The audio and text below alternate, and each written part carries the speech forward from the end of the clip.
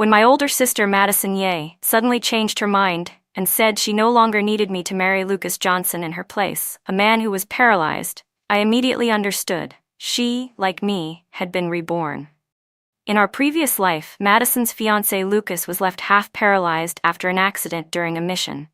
When she got the news, she flatly refused to marry him and wouldn't hear another word about it. Our parents, who had always favored Madison, forced me to take her place and marry Lucas instead. After I married him, it took me less than 6 months to cure Lucas's paralysis. Once he recovered, with his health restored and his military career taking off, Madison, who had been secretly involved with a thug and had gotten pregnant, became resentful. She left behind a suicide note accusing me of stealing her engagement, then jumped into a river and killed herself. After Madison died, Lucas didn't act any differently than usual. But when I was 8 months pregnant, he cruelly pushed me into the river. It turned out Madison's suicide note had accused me of manipulating her and stealing Lucas from her. As I struggled in the freezing water, Lucas looked at me coldly and said, "This is all your fault. If you hadn't schemed to break Madison and me apart, she wouldn't have died. You brought this on yourself." I couldn't swim, and my baby and I died tragically in that icy river. When I opened my eyes again, I heard a voice that was all too familiar. "I want to marry Lucas Johnson. Right now. But I have a condition. I want the box of Grandpa's miracle pills that my sister has." That familiar voice made me turn my head. I saw Madison Yee standing next to Lucas, who was once again sitting in a wheelchair looking determined, as if she wouldn't take no for an answer. "Sister, I know the pills Grandpa left can heal Lucas's legs. Please, I'm begging you, give them to me. If he takes them, he'll be able to walk again." I stared blankly at Madison, alive and well. Then I looked at Lucas, whose legs were still paralyzed. What was happening? Wasn't Madison already dead? How was I looking at a version of her that was several years younger? And Lucas, hadn't I already cured him? Why was he still sitting in a wheelchair? Then I turned and saw our parents. Younger and wearing unfriendly expressions, and recognized every familiar item in the room. In that moment, I realized something terrifying. I had been reborn. I had returned to the moment before I was forced to marry Lucas in Madison's place. In the previous life, when Lucas was injured and became paralyzed during a mission, Madison, his fiancée, immediately regretted the engagement. She absolutely refused to marry a disabled man. Our parents had always adored Madison for her wit and eloquence, so when she refused, they turned to me, the daughter they never cared for, to take her place. Lucas, dumped by the woman he loved, became aggressive and hostile. He refused to take his medicine or cooperate with treatment, and was completely resigned to dying. So on the first day of our marriage, when I saw the miserable state he was in, I told him outright that I had a box of miracle pills left behind by my grandfather that could heal him. I told him that if he took them for 81 days, his legs would recover completely. Lucas didn't fully believe me, but he had no choice. A paralyzed soldier who couldn't walk was bound to be discharged. And my late grandfather had indeed been a renowned healer. So, with suspicion in his heart, Lucas began taking the pills I gave him every day. Before long, the 81 days were over, and Lucas's paralyzed legs could stand again.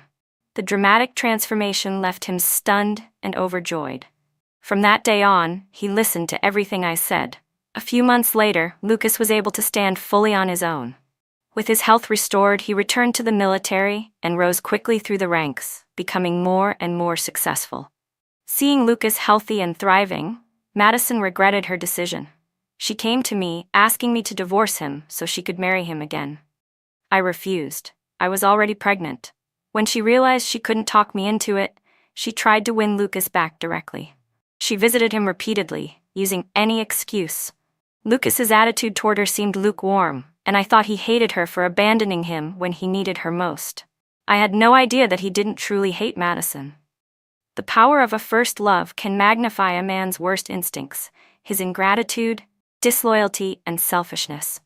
Lucas was torn between choosing Madison and staying with me, the woman who had given him back his legs. It was a painful struggle for him. Then, a few days later, someone delivered a letter to Lucas in Madison's name. The letter was a dramatic and emotional condemnation of me. Madison claimed that I had used Grandpa's miracle pills to blackmail her and force her away from Lucas. She wrote that I had plotted to ruin her, setting her up with thugs and deliberately getting her pregnant. She said I had wanted her dead. Right now, Lucas had no other way out. Death was his only option. After reading Madison's letter, he immediately left the house and rushed to the river where she had supposedly taken her life. But by the time he arrived, all he found was Madison's pale, bloated corpse floating in the water. From that day on, Lucas's attitude toward me began to shift. I could feel the change. But my conscience was clear. After all, it was Madison who had chosen to walk away from him. She had never truly loved him. She was two-timing him the whole time, secretly seeing a slick-talking thug on the side. Back when Lucas was healthy, Madison had her eyes on his future promotions and wanted to have it both ways. But the moment he became disabled, she didn't hesitate to break off the engagement and let me take her place while she ran off with that lowlife. If Lucas had cared enough to look into it back then, he would have seen right through her. Her so-called suicide was just an act. She just happened to be unlucky. The ground beneath her gave way, and she accidentally fell into the river and died. What I underestimated was how deeply Lucas had cared for Madison. What I never expected was how far he would go in his madness. When I was 8 months pregnant, Lucas suddenly acted out of character and offered to take me for a walk. I didn't suspect a thing. He led me to the same river where Madison had died. There was no one around. Then, without warning, he shoved me into the water. As I struggled helplessly, he stood on the shore and watched, his voice filled with hatred. "This is your punishment. Madison, you knew the one I loved was her, and you still schemed to tear us apart just for wealth and status.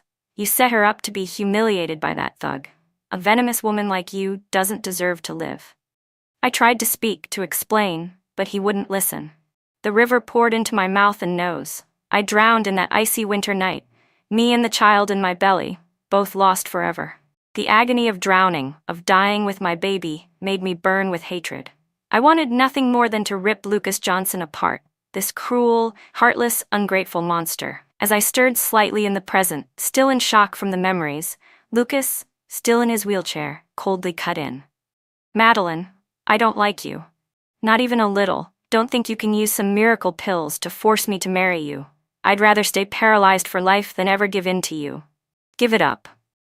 As soon as those words left his mouth, Madison dropped to her knees in front of me with a loud thud. "Madeline, I'm begging you. As your sister, I'm begging you. Please give me Grandpa's pills. If they can help Lucas walk again, I'll do anything for you. I'll serve you for the rest of my life." Looking at the two shameless people in front of me, both begging for the miracle pills, I was absolutely certain they had been reborn too. These two scumbags had returned to this life just like I had, and they were convinced I still had the pills that could cure Lucas. What they didn't know was that those so-called miracle pills never existed. In the previous life, the doctors had already declared that Lucas's condition was incurable. He was expected to remain disabled for the rest of his life. But I was well-versed in medicine, and I wanted to help him. Lucas, however, believed he was beyond saving. After Madison dumped him, he completely lost hope and refused to cooperate with treatment. So, to get him to accept help, I told him a well-meaning lie. I said Grandpa had left behind a box of miracle pills that could cure him. In reality, the pills Lucas took for 81 days were ones I made myself. Just honey-coated herbal sleep aids. Lucas had always believed that it was the pills that restored his legs. He had no idea that the pills had absolutely nothing to do with it. Every night after he took the sleeping pills and fell into a deep sleep, I would take out my silver needles and perform acupuncture on him, following the techniques Grandpa had passed down to me. For hours each night, I worked on his blocked meridians, treating him silently while he slept. After each acupuncture session, I would give him massages, stimulating the pressure points one by one. The reason Lucas could walk again wasn't because of any miracle cure. It was my exceptional acupuncture and massage techniques. The pills were nothing more than a cover. Now both Madison and Lucas were staring at me, waiting for my response. Madison, especially, grabbed my wrist tightly, her fingernails digging painfully into my flesh. "Madeline, you're not gonna say no to your sister, right? We're family. Our bond is in our blood. If you help me, I'll be grateful for the rest of my life." Seeing Madison, their precious oldest daughter, kneeling in front of me begging for pills that didn't even exist, my biased parents immediately jumped to her defense. They couldn't stand to see her suffer. My mom glared at me and snapped, "Madeline, you have Grandpa's pills. Why won't you give them to your sister to help Lucas? What is wrong with you?" My dad pointed a trembling finger at me, his face red with fury. "You shameless brat, hand over those pills to your sister right now. Don't you care if Lucas lives or dies?" I looked at my parents' cold, unfeeling faces and asked, slowly and clearly, "Do you seriously think Grandpa left me any miracle pills? Don't you remember? Grandpa died in an accident on his way to treat a patient. I never even got the chance to see Grandpa one last time. How could he possibly have left me any kind of miracle cure? And let's not forget, after his death, my parents tore through his house from top to bottom. Anything with even a hint of value, they took for themselves. When I left, all I had was a black cloth pouch. Inside, aside from a few of Grandpa's handwritten notes, there was nothing else." My direct question made my parents exchange a quick glance. Deep down, they both knew perfectly well there had never been any miracle medicine. But then they turned to Madison and Lucas. "Are you sure about this miracle pill?" my dad asked hesitantly. "No doubt about it. I'm certain there is one," Lucas replied without hesitation. Madison had never actually seen the so-called miracle pills I used to treat Lucas, but she knew full well that in our past life, he had gone from paralyzed to fully recovered. That alone was proof enough for her. "Maybe she's hiding them," Madison said. "Madeline's always been sneaky and manipulative. Of course she wouldn't tell you about something so important." Hearing both Madison and Lucas speak with such certainty, my parents immediately turned on me again, demanding I hand over the life-saving pills. "If you don't give them up, don't blame us for being ruthless," they threatened. After living 2 lifetimes, I was all too familiar with how cold and heartless my parents were toward me. My voice was like ice as I asked, word by word, "What are you planning to do to your own daughter?" "If you don't listen, we'll beat you to death," my mother snapped. "And if that doesn't work, we'll marry you off to that old widower in town." In my last life, when I refused to marry Lucas in Madison's place, they'd treated me the same way, beating me, cursing me, and threatening to send me off to marry that old man. To them, Madison was their precious jewel, while I, raised by Grandpa, was worth less than a dog in their eyes. Since they had no love for me, I no longer felt any sense of family loyalty toward them either. This time, I would get justice. I would make sure Lucas Johnson, that despicable man, and Madison Ye, that shameless woman, paid for everything they had done. I yanked my arm away from Madison's grip, her nails having dug deep into my skin. My gaze shifted to Lucas, so determined to pretend he didn't want the pills, yet clearly staring at me like a starving man. I sneered. "Didn't you say you'd rather die than take my pills, Captain Johnson? I thought you were a hero. So in honor of your great nobility, I won't be handing them over. I hope you'll stay true to your word and spend the rest of your life happily ever after with my sister." As soon as I finished speaking, I caught a flicker of panic on Lucas's face. He realized I wouldn't give him the pills, and that meant he'd never walk again. He didn't want to stay crippled. In our past life, his recovery had brought him a soaring military career, 3 promotions in no time. Now that hope was slipping through his fingers. And it wasn't just Lucas who was upset. Madison, that greedy, vain, heartless woman, my own sister, was furious too. I knew full well that at this point in time, she was still hot and heavy with that street thug. Deep down, she didn't want to marry Lucas, especially not a cripple. The only reason she insisted this time was because she'd been reborn too. She knew Lucas would recover and rise through the ranks. That's the only future she wanted. Madison burst into tears, crying and screaming that I was evil and despicable, that I couldn't stand to see her happy. I watched her performance with complete indifference. Not the slightest ripple of emotion on my face. When they saw I wasn't giving in, Lucas finally couldn't stay silent. Still in his wheelchair, he actually had the nerve to assume I was in love with him.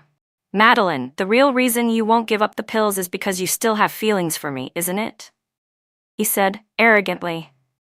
Let me make it clear. I'd rather stay paralyzed for life than ever leave Madison. I'd rather die than marry you. I gave him a cold laugh. You really think too highly of yourself. You're just a half-paralyzed cripple. What makes you think I'd want to marry someone like you? In my last life, I was always careful not to hurt Lucas's pride. I tiptoed around him, never speaking harshly.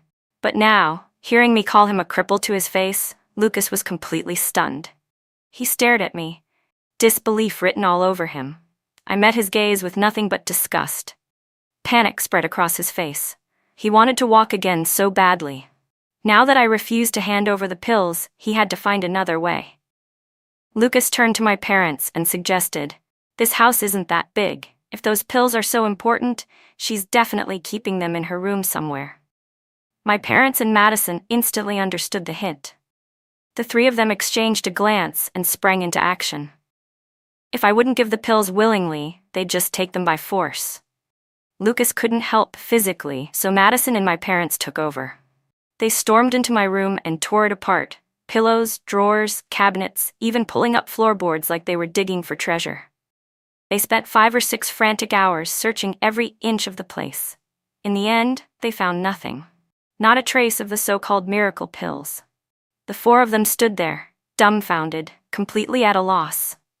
How could Lucas Johnson possibly recover now? My biased parents, completely heartbroken for Madison, were furious and humiliated. They turned on me again, shouting, "Are you going to hand over the pills or not? If you keep this up, don't blame us if we beat you to death." Lucas joined in, threatening me too. "Madeline, if you give us the pills willingly, I promise no one will hurt you. But if you keep being stubborn and your parents take action, I won't stop them." Getting beaten in this house was nothing new to me. In my past life, every time they hit me, I would quietly endure it. I internalized the pain, thinking it was my fault, that I must have done something wrong for my parents not to love me. But after dying once, I now knew the truth. Their hatred for me had nothing to do with me. It was simply favoritism. In their eyes, there was only Madison. I didn't exist. My eyes moved slowly from my parents to Lucas, this ungrateful, shameless scum of a man. I looked him dead in the eye and said, word by word, "If they lay even a finger on me, the pills will be destroyed. And Lucas Johnson will never walk again." Lucas backed off.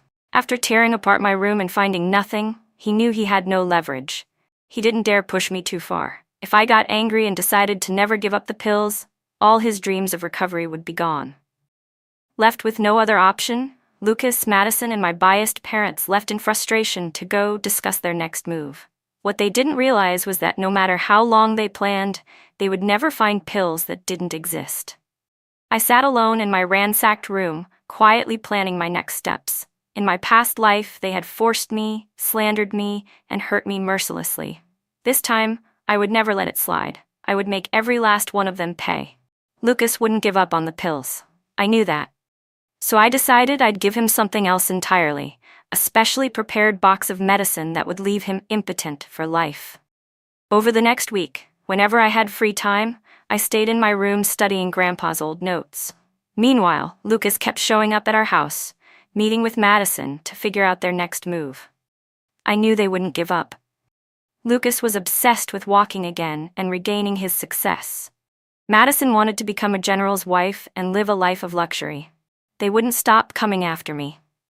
And sure enough, one night, while I was walking home alone from my night shift, 3 or 4 thugs suddenly appeared and blocked my path. They closed in around me with sleazy smiles, cutting off any escape. The one in front held a knife.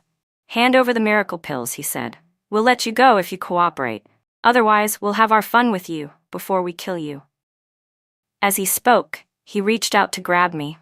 But the moment his hand touched mine, he let out a scream of pain. I had stabbed one of his pressure points with a silver acupuncture needle hidden in my sleeve. He grimaced in agony. I took the chance to break through the circle and bolted down the alley. The wounded thug screamed after me, "What are you waiting for? Don't let her get away." Footsteps pounded behind me. I ran for my life, shouting for help, desperate for someone, anyone, to hear me.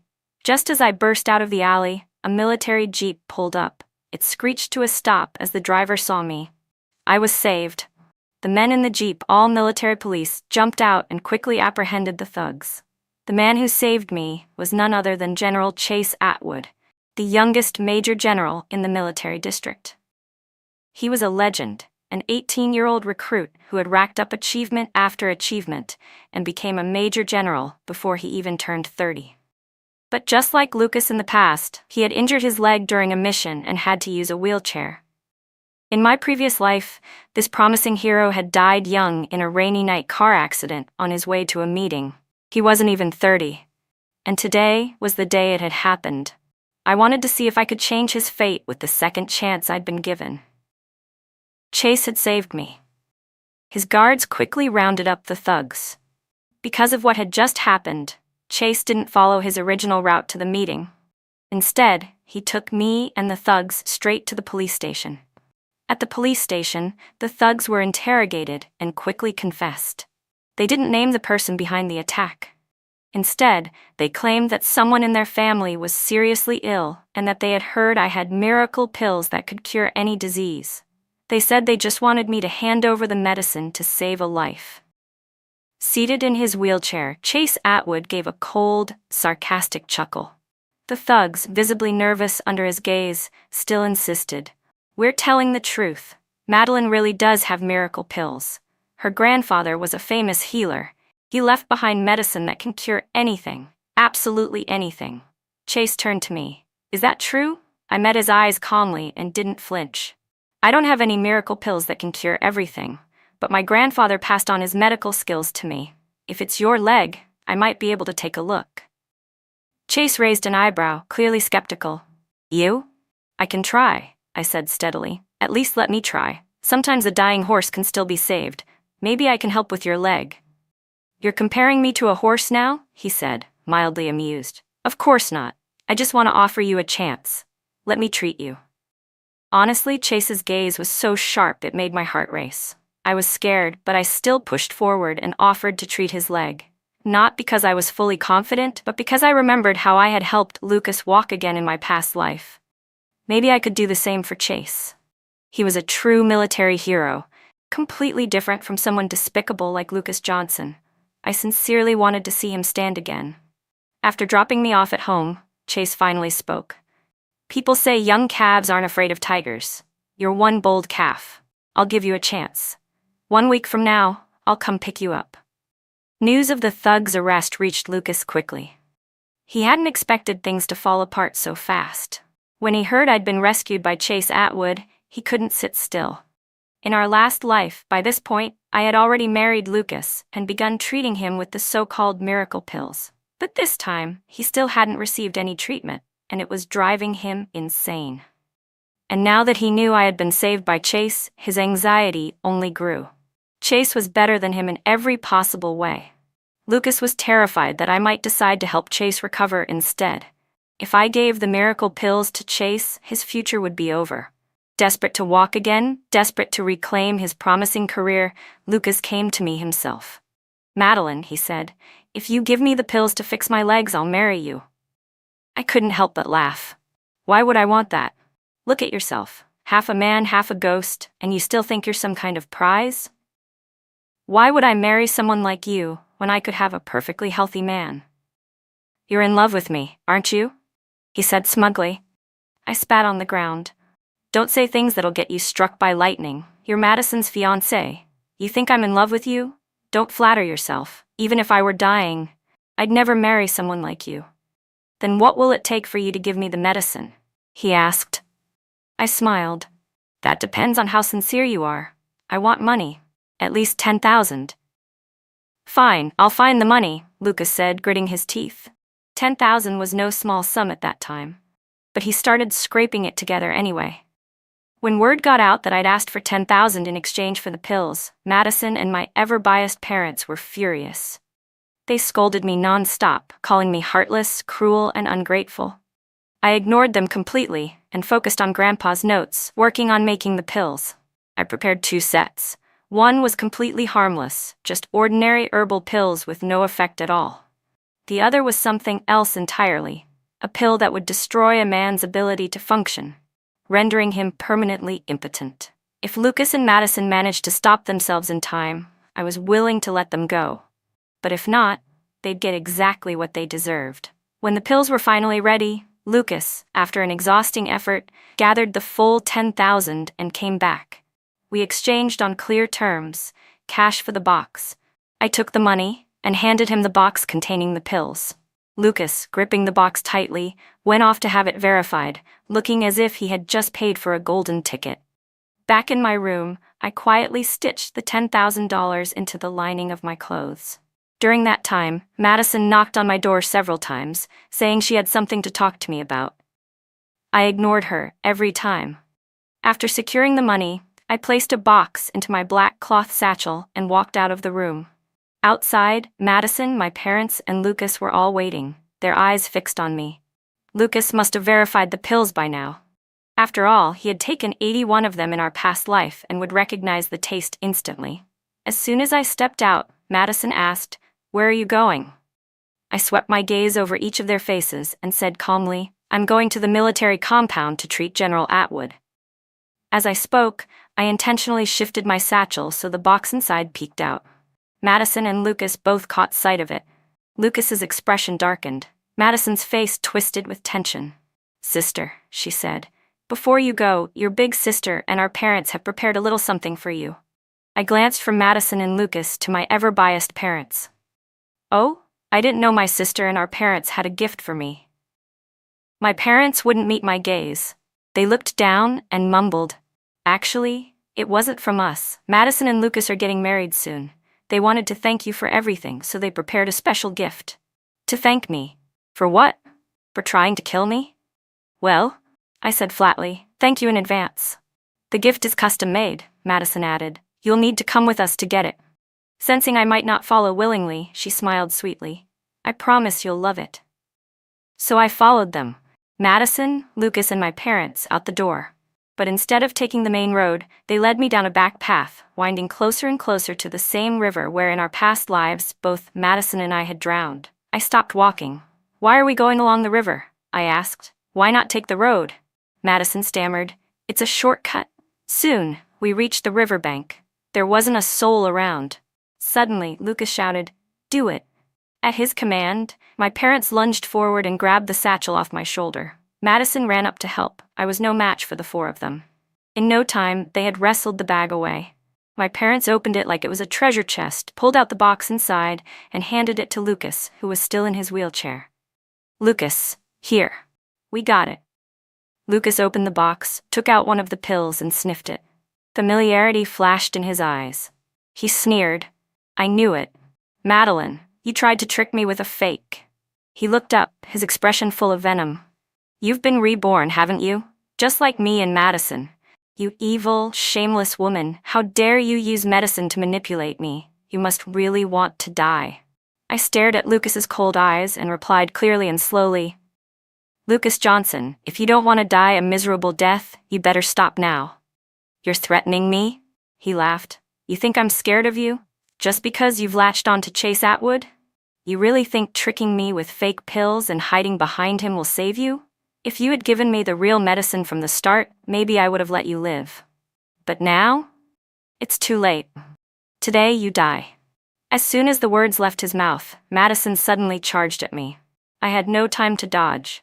She slammed into me hard, knocking me straight into the river. The water splashed violently. I plunged in like dead weight, completely submerged. As I struggled, I heard Lucas's voice from the shore. "Madeline can't swim. She's as good as dead now. We can finally rest easy."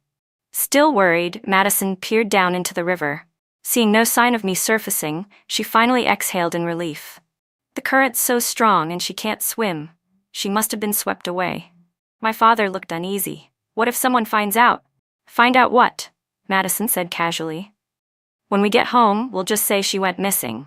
If they find her body, we'll claim she slipped and fell in. And if the fish eat her, well, it'll just be another missing person case. No matter what," Lucas added, "she won't be a problem anymore." "We need to leave now," someone said urgently. At once my mother and father rushed forward and pushed Lucas's wheelchair, quickly wheeling him away. The four of them hurried back home. Once they were inside and the door was shut, Madison couldn't wait another second. She poured a glass of water and took out the so-called miracle pills they'd stolen from me, handing them to Lucas. "Lucas, take them now," she said. "As long as you start taking these pills, your body will recover. Just like in our last life, you'll rise quickly, 3 ranks in no time, and once you succeed, Mom and Dad will live comfortably too." Lucas took the pill, the corners of his mouth lifting in a satisfied smile. He had already experienced its miraculous effects in the last life. It would only take 81 days, and he'd be walking again. After that, his meteoric rise would begin. Now that they had the medicine in hand, both Lucas and Madison completely relaxed. Confident everything was under control, they split up to take care of business. That very day, Lucas and Madison went to the Civil Affairs Bureau and got their marriage certificate. Meanwhile, my parents filed a missing person report at the police station, claiming I had disappeared and couldn't be found. After the report was filed, the Yee family began planning Lucas and Madison's wedding. Madison had already envisioned this wedding in detail. She wanted to wear a white gown and hold a grand, extravagant ceremony. The problem was they had no money. According to their original plan, once they killed me, they'd have the $10,000 I had extorted from Lucas. That would be more than enough for a lavish wedding with plenty left over. Madison had even planned out how to use the remaining money to buy furniture, a bicycle, and a watch. But to their disappointment, no matter how hard they searched my room, they couldn't find a single penny. Where would she have hidden the money? They asked each other, slowly beginning to realize that I must have kept the cash on me. "Madeline was too cunning," Madison hissed. "She must have sewn the money into her clothes or kept it close to her body." "If we'd known sooner," Lucas said with regret, "we would have taken the money first for pushing her into the river." But it was too late now. Their only remaining hope was that my body would eventually be found, and someone would contact them to come claim it. That way, they could search me and recover the money. So they waited and waited, but no one came. No body was found. "Why?" Madison asked nervously. "Could she still be alive?" "No way," Lucas said. "Madeline couldn't swim. I killed her the same way in the last life." So the only explanation was that my body had been eaten by fish. That was the conclusion they settled on. Eventually, when no news came and no body surfaced, they stopped expecting to recover it. Their focus shifted to moving forward. But without the money, there was no wedding. The $10,000 Lucas had given me had been borrowed with great difficulty from all kinds of people. Now it was gone, and they were buried in debt. A grand ceremony was out of the question. So Madison, with nothing but resentment in her heart, moved into Lucas's house without any formal wedding. She was unhappy, but kept reminding herself that Lucas would rise through the ranks again someday. She forced herself to stay calm, to wait. Once Lucas recovered, everything would be okay. Time passed quickly. Nearly 3 months flew by. The box of so-called miracle pills was almost empty. Lucas had taken nearly all of them. And yet he still couldn't stand. He remembered that in his previous life he had started feeling results after just over a month. Why was it so different this time? There was one pill left. Maybe that last one was the key. He recalled that it was right after taking the final pill that he had regained full mobility. Clinging to hope, Lucas swallowed the final pill. "Tomorrow," he told himself, "everything will change." Full of anticipation and excitement, he fell into a deep sleep, dreaming of glory. The next morning, a blood-curdling scream shook the military housing compound where Lucas and Madison now lived. It was so piercing, so horrifying, that all the neighbors rushed to their door. When they pushed it open, they were met with a nightmarish sight. Lucas was lying on the floor, his eyes wide and unfocused, his mouth twisted to the side, drool pouring uncontrollably from his lips. A nauseating stench filled the room. Madison was beside herself, crying and screaming in panic. Didn't he say he'd be fully recovered after 81 days? What a liar. That so-called miracle medicine is worthless. Madison snapped in disgust. He was perfectly fine before taking it. At least we could still have a normal married life. But now, the more he takes it, the worse he gets. Premature ejaculation, total incontinence. He's disgusting, completely repulsive. What are we supposed to do now? What are we going to do? She stared at Lucas with revulsion, refusing to even go near him as he lay on the floor, his eyes askew, his mouth twisted, moaning in agony while losing control of his bowels and bladder. The neighbors, unable to bear the scene, helped rush Lucas to the hospital.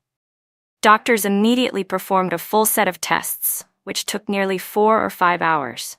When Madison finally received the report, her scream echoed through the hallway.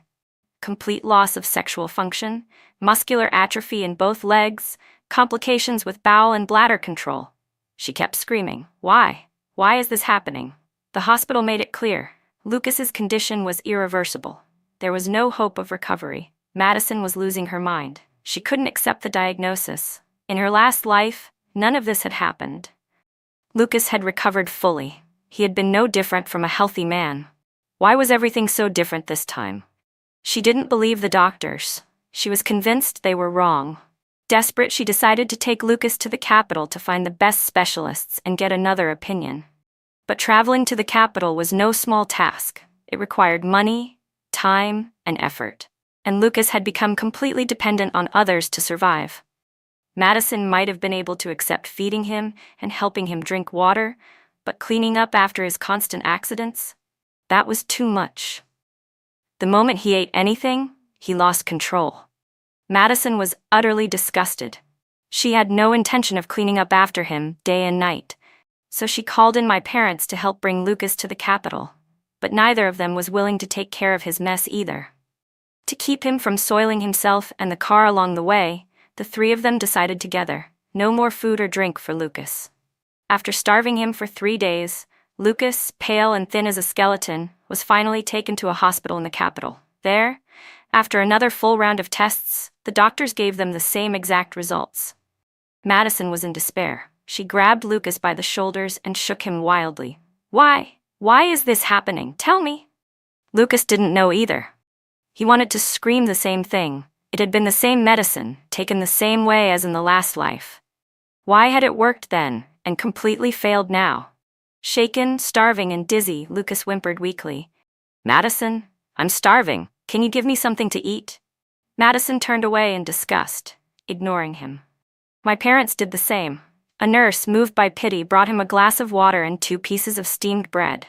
Lucas devoured them like a starving animal. Meanwhile, Madison and my parents stepped outside into the hallway to figure out what to do next. "What now?" Madison asked, voice trembling. "Mom, Dad, what am I supposed to do?" Neither of them had an answer. They'd thought that helping their older daughter get rid of the younger one would lead to an easy life. But things had turned out completely different from what Madison had promised. Not only had Lucas not recovered, his condition had worsened significantly. My mom furrowed her brow. "Madison? I told you. Your dad and I told you. After your grandfather died, we searched the house top to bottom. There was no miracle medicine. Nothing. Why didn't you believe us? You brought this on yourself." "I didn't believe it either," Madison said bitterly. "But in the last life, Lucas recovered after marrying Madeline. I saw it with my own eyes. Lucas told me himself that Madeline gave him the pills your dad left behind. I saw it. After he got better, he kept getting promoted. He and Madeline moved into a private villa, with maids and guards. They drove everywhere. I swear I'm not lying." Madison was desperate. She had seen all of it with her own eyes in the past. "Well, we didn't live your past life," my mom said coldly. "But right now, Lucas is like this. So what are you going to do about it?" "If it really comes to that," Madison said, her voice hollow, "then maybe I'll just divorce him." "Are you crazy? Military marriages aren't that easy to dissolve," my mother snapped. "Especially now that Lucas is like this. If you dare file for divorce, you'll be punished. You could even end up in jail." "Then what do you expect me to do?" Madison's voice cracked with frustration. "I can't possibly waste my entire life on this half-paralyzed mess." My parents fell silent. Just then, several nurses rushed down the hallway, speaking in hurried excitement. "General Atwood is here for his checkup. Oh my God, I haven't seen him in a month and he's walking." "No kidding, it's a miracle. The last test clearly showed he'd never stand again." "How is he walking now?" "Rumor is, there's an incredible healer by his side, a miracle doctor who brought his legs back to life." "Seriously? Is it a man or a woman? Maybe some old white-haired master?" "Nope. I heard it's a young woman. Really young. Her name's Madeline Ye. The name Madeline Ye made Madison and my parents freeze in place. They exchanged stunned glances. It can't be, Madison murmured. It must be someone with the same name. It can't be her. But the next second, a group of people appeared at the end of the corridor, and when they saw who was walking at the front, the three of them instinctively rubbed their eyes in disbelief. There, in a floral dress and polished leather shoes, smiling radiantly, was me. Alive. In perfect health. They stared at me like they were seeing a ghost. No way, Madison muttered. No way. I was the one who pushed her into the river. She didn't even finish the sentence before my mother clapped a hand over her mouth. Only then did she realize what she had just said. Out loud. The three of them stood frozen as I approached, walking beside General Chase Atwood, surrounded by over a dozen of his guards, drawing the attention of everyone in the hospital. My parents trembled when they saw me. I met their shocked expressions with a cold, mocking smile. I stopped in front of them. Were you calling me? You're okay? My mother stammered, her voice shaking. I knew how terrified they were seeing me alive. Sorry to disappoint you, I said coolly. But I'm alive and well. You must have assumed I couldn't swim, which is why you pushed me into that river, right? Shame for you. I came back and made learning to swim the first thing on my list. It was all a misunderstanding. My mother tried to explain, flustered. I narrowed my eyes, cutting her off. So, what brings you and your beloved daughter here today? Don't tell me you're trying to get treatment for Lucas Johnson. That's right, she blurted, seizing on the excuse. Lucas's condition worsened, and Madison thought bringing him to the Capitol might help. Right then, we heard the squeak of wheelchair wheels. Lucas emerged from his hospital room, struggling to push himself down the hall. The moment his eyes landed on me, standing tall next to Chase, whose legs were clearly fine, his eyes widened in disbelief. No way, this can't be happening. In his last life, General Chase Atwood had died in a car accident. Even before that, his legs had always been paralyzed. But now, he was not only alive, he could walk. How was this possible? Lucas's mind couldn't grasp it. This wasn't how things were supposed to go. The events of this life were deviating wildly from the last. He needed an explanation, and he knew the only person who had the answer was me. It had to be me. I must have switched the pills. I must have given the real miracle medicine, the one meant for him, to General Atwood instead. That had to be why Chase could walk again. But if that were true, was there still hope for him? The thought terrified him. What if this time he really never walked again? Then what was the point of being reborn at all? The fear shook him to the core. His body trembled, and even his voice faltered as he looked straight at me and choked out, You switched the pills, didn't you? I smirked, meeting his panic with amusement. What do you think? It was you. Lucas started coughing violently, his rage boiling over. He had been so sure he was in control that he'd been the one with the advantage. He had never once considered that the hunter might become the hunted. I raised an eyebrow and watched his face drain of color. Regretting it now, aren't you? Lucas didn't answer. But I didn't need him to. I already knew the truth. He regretted everything. I looked at Lucas's pale, ashen face with a mocking smile and said slowly, You're regretting something, aren't you? If you had known I'd switched the pills, you wouldn't have acted so rashly. You would have waited, wouldn't you? Been more patient, taken the pills, stood up first, and then tried to kill me. Lucas said nothing, but the look on his face betrayed everything he was thinking. My smirk widened. But I warned you, didn't I? When you went completely insane and tried to kill me, I told you to stop, to turn back before it was too late. You didn't listen? And now you regret it? Isn't that a bit late? When did you switch the pills? He asked, voice tight with desperation. He needed an answer. I smiled lightly. I never switched anything. Never. You're lying. I don't believe you. If you didn't switch them, why can't I walk? You gave my medicine to him, didn't you? He pointed at Chase Atwood. That's why he can walk. You stole what was mine and gave it to him. I cut him off before he could say more. Do you really think it still matters what you say now, Lucas? Do you want to know why you ended up like this? It's not because I gave your miracle pills to someone else. It's because those pills never existed. I don't believe you, Lucas shouted. You're lying. If there were no miracle pills, then why could I walk in the last life? Why can he walk now? Because your recovery had nothing to do with the pills, I said clearly, enunciating every word. You're missing the most important detail. What did I miss? He asked. You forgot me, I said softly, almost laughing. Have you ever once considered that the reason either of you could walk wasn't the medicine, but me? That's impossible, Lucas muttered. Is it? Chase Atwood, who had been silently watching, finally spoke up. I didn't recover because I took some miracle cure. I can walk now because she treated me with acupuncture every single day. Acupuncture? Lucas's eyes flickered, and then something clicked. He remembered it. Back in our last life, after we got married, there had been a set of silver acupuncture needles in the nightstand drawer. He had asked me once what they were for, and I'd told him they were for treating illness. He hadn't paid it any mind. He never imagined I actually knew medicine, never connected me with the person healing him. To him, I had just been a housemaid, a caregiver, someone insignificant, someone beneath notice. So, was it really acupuncture that cured his legs in the last life? He didn't want to believe it. Then why? He asked bitterly.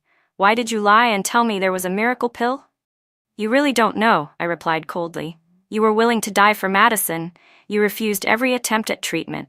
I had no choice but to lie to you just to make you cooperate. I never imagined, I went on, that you could be so heartless. After everything I did for you, after I saved you, cared for you, you repaid me with betrayal and murder. You're nothing but a soulless monster. A coward.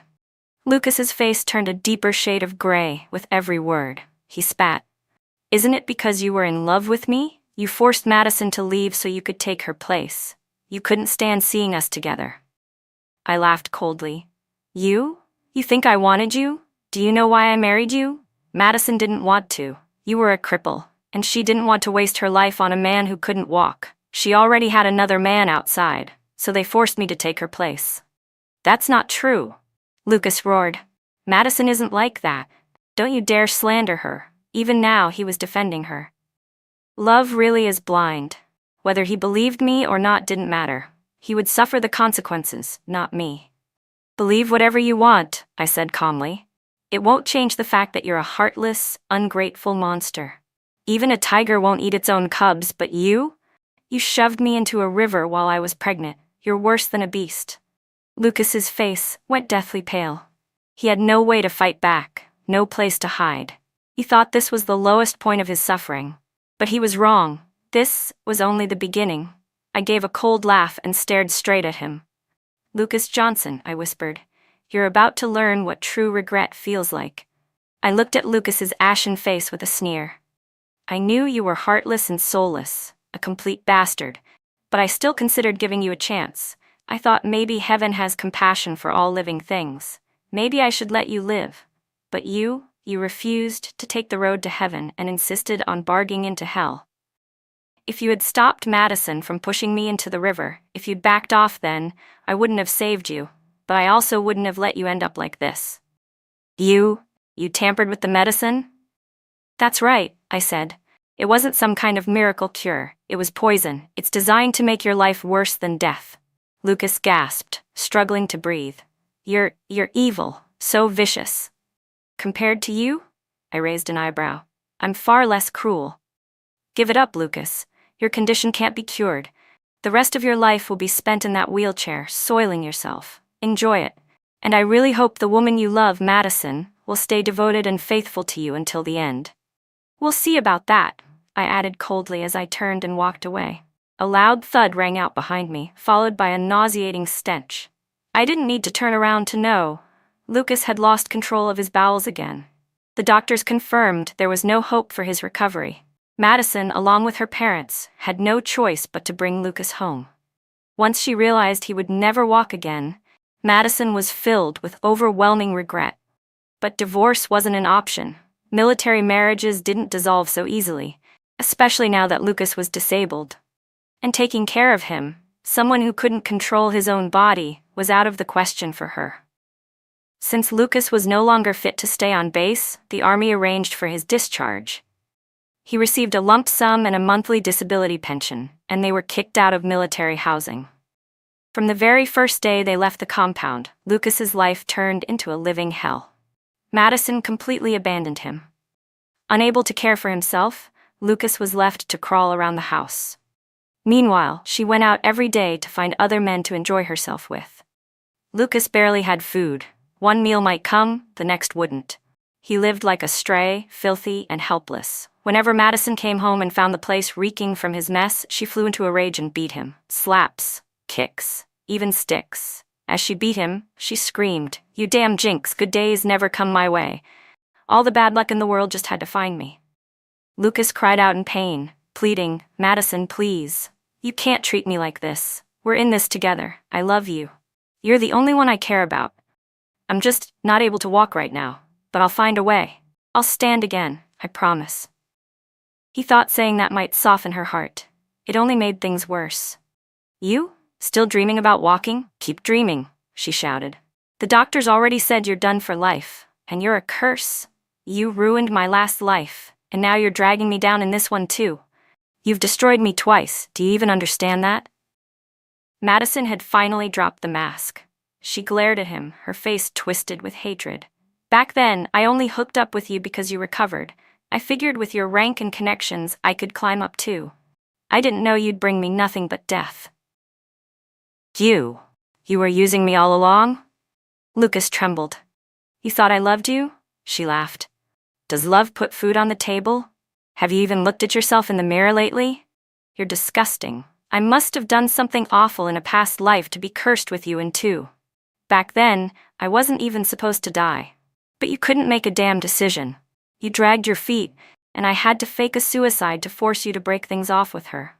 I left a note and went to the river, planning to pretend to jump in, but the bank collapsed beneath me and I actually fell in." "And you knew the truth?" Lucas's voice cracked with rage. Madison gave him a crooked smile. "Of course I did. What, you thought I was some innocent little princess? Snow White, please, just thinking about it pisses me off. I thought I was destined for comfort and glory, but all I got was you. You ungrateful bastard, you deserve this. You can't walk because heaven finally gave you what you deserved." Lucas never imagined that the woman he loved so deeply would turn out to be someone like that.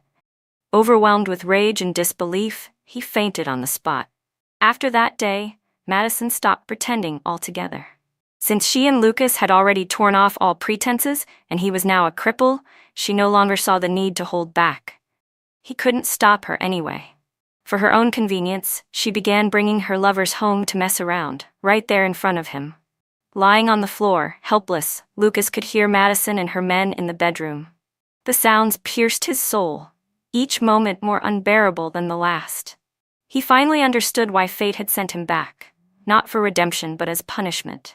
Because he had been too cruel, too shameless, because he had done things that violated heaven's principles.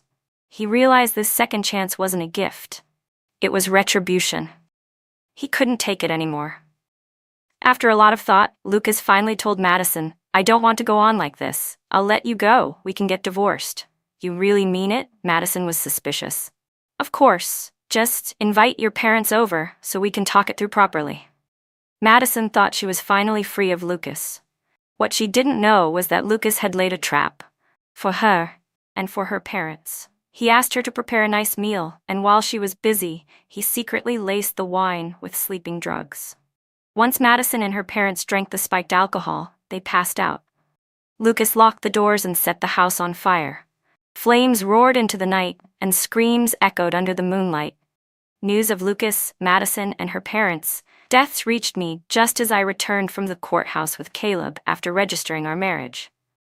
When I heard about it, I didn't feel any sorrow. From the moment Madison and her parents pushed me into the river, they ceased to be my family. They were strangers, and the death of strangers has nothing to do with me. This second life, I was meant to live it well. From this point forward, all the toxic people and ugliness were behind me. Even if the road ahead wouldn't be easy, at least it would be free of those who wished me harm. And with that alone, I was sure I could live a very, very happy life. Bookmark back.